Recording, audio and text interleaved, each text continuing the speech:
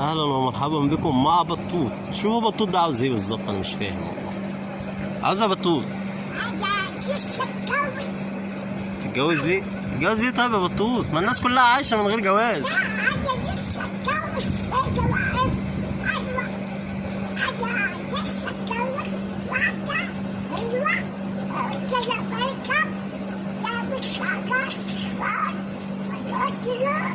انت تعرف ان الجواز بقى مكلف يا بطوط؟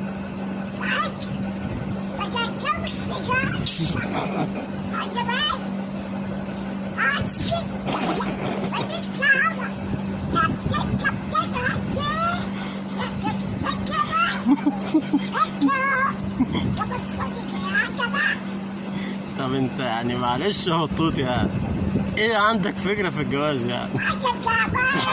تعمل ليه طيب؟ متعرض؟